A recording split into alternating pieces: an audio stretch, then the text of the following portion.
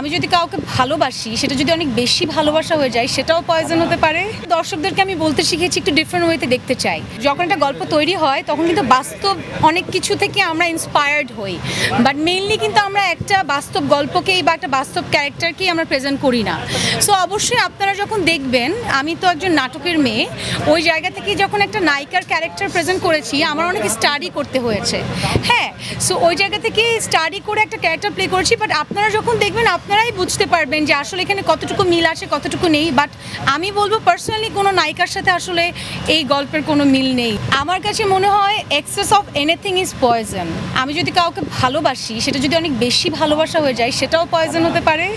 আমি যদি আবার কাউকে ঘৃণা করি সেটাও যদি অতিরিক্ত মাত্রায় হয়, or if I do anything right or wrong সেটাও যদি অতিরিক্ত মাত্রায় হয়, সব কিছুই কিন্তু আমাদের লাইফে একটা পয়জন হয়ে দাঁড়াতে পারে। সো ওই জিনিসটাই আসলে আমাদের মেইনলি এখানে তুলে ধরা।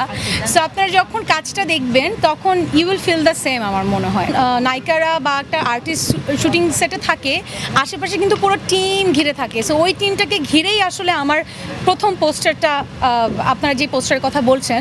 আর অবশ্যই ওখানে কিছু টুইস্ট আছে, কিছু থ্রিলড ব্যাপার আছে স্টোরিতে, যার কারণে হচ্ছে আপনারা ওই ছবিটা দেখেছেন with the blood. One of দিন আমার সবচেয়ে ডিফারেন্ট ওয়ার্ক, অ্যান্ড এটা খুব চ্যালেঞ্জিং একটা ওয়ার্ক। যে আমরা নর্মালি আমাকে খুব রোম্যান্টিকভাবে অনেক সুইট ওয়েতে আমাকে আসলে আমার দর্শক দেখেছে। সবসময় আমার দর্শকদেরকে আমি বলতে শিখেছি একটু ডিফারেন্ট ওয়েতে দেখতে চাই।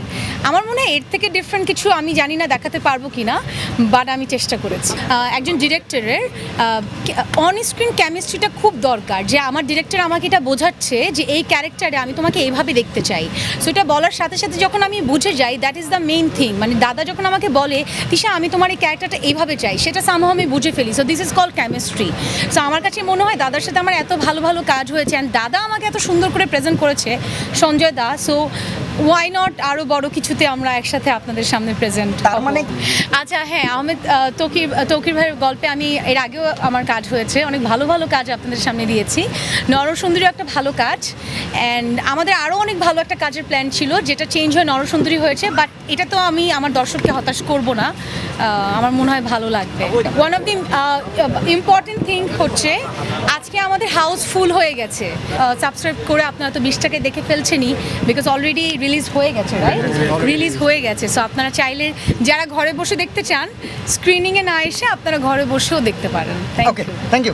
Thank you so much, thank you.